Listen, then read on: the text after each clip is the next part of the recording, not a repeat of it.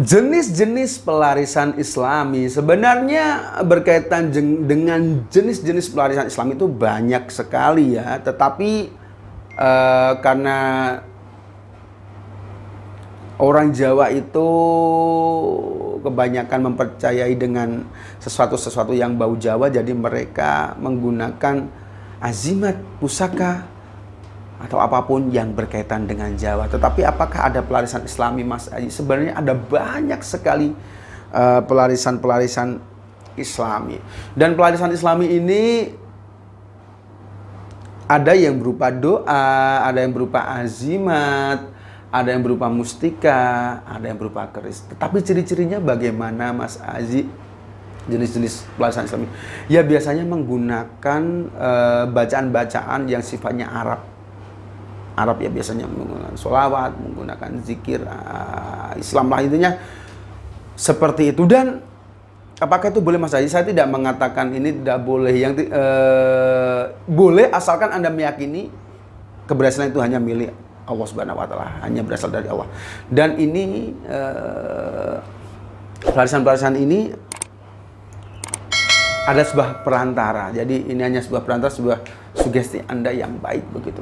Dan ada yang menggunakan doa. Jadi begini, biasanya kalau ada klien saya memaharkan dari saya, kemudian belum menampakkan hasil, misalnya berdagang nggak laris Mas Haji dagangan saya biasanya menyuruhnya mereka untuk membaca sholawat sebanyak-banyaknya. Jadi ketika sepi, ketika sambil menunggu pelanggan, menunggu pembeli, itu saya suruh membaca sholawat. Allahumma sholli ala sayyidina Muhammad, Allahumma sholli ala sayyidina Muhammad, terus menerus seperti itu. Tetapi masih sepi. Nah inilah, ketika Anda membaca sholawat sebanyak-banyaknya dan tidak ada pembeli, Insya Allah nanti akan ada rezeki bagi Anda. Ada pembeli di lain hari. Dipersiapkan di lain hari, dipersiapkan di lain hari, dipersiapkan di lain hari. Begitu. Jadi positive thinking aja. Jangan sampai berpikir yang tidak-tidak, nanti akan menjadi tekanan batin bagi Anda. Apakah sholat ini termasuk ciri-ciri pelarisan Islami? Salah satu, sebenarnya sholat ini adalah menjadi salah satu penunjang untuk menjadikan dagangan laris. Dan bisa dikategorikan memang sebagai penunjang saja. Saya tidak mengatakan sholat ini hanya untuk Nabi Muhammad. Tetapi sholat itu kegunaannya luar biasa. Termasuk bisa menjadikan dagangan Anda laris begitu. Dan kemudian menggunakan azimat, ya biasanya tulisannya dalam Arab-Arab begitu. Arab begitu. Ada azimat Islami. Saya mempunyai azimat pelarisan dagang. Saya punya seperti itu. Itu ciri azimat pelarisan Islami. Kemudian ada saya punya mustika kekayaan Sulaiman. Nah, mustika kekayaan Sulaiman ini perpaduan dari mustika yang saya mendapatkan petunjuk dari guru gaib saya, biasanya melalui mimpi saya diarahkan. Kamu harus membuat mustika ini nanti bacanya begini-begini, saya ingat-ingat. Kemudian saya tulis, saya hafalkan. Maaf. Kemudian saya bermimpi lagi, namanya mustika kekayaan Sulaiman. Dan mustika kekayaan Sulaiman ini termasuk mustika yang Islami, dan tidak ada pantangannya sama sekali yang menggunakan mustika kekayaan Sulaiman.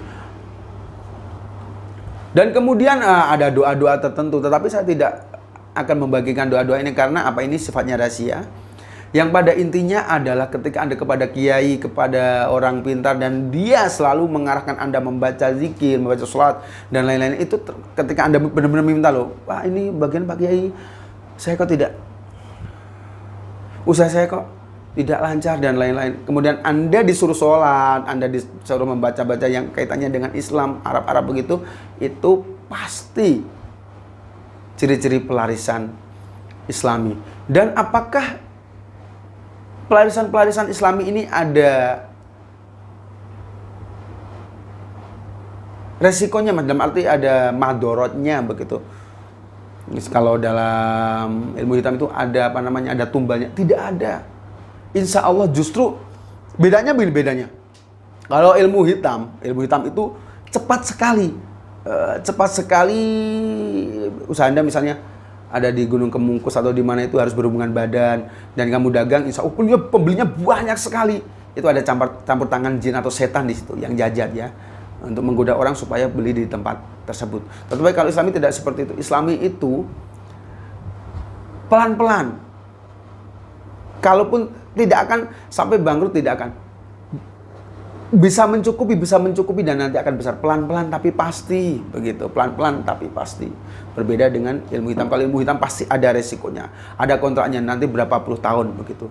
Dan kalau Islam itu insya Allah selamanya dan tidak ada resikonya sama sekali. Itu tergantung Anda memilih mana, ilmu hitam atau ilmu putih. Ilmu hitam ada resikonya, ada pantangannya, dan ada efek sampingnya, ada tumbal dan lain-lain. Dan itu ada kurun waktu tertentu. Kalau Islami itu sifatnya ilmu pelasiran putih, tidak ada pantangannya. Pelan-pelan tapi pasti. Dan sabar ini juga memberikan pelajaran bagi Anda supaya Anda bersabar. Tidak harus, kalau Anda langsung diberi brek, nanti Anda akan lupa sama Allah. Tapi pelan-pelan Anda bisa sambil berzikir, Anda bisa bersolawat dan lain-lain. Insya Allah ini akan menjadikan Anda lebih sukses dengan cara Islami. Semoga ini bermanfaat.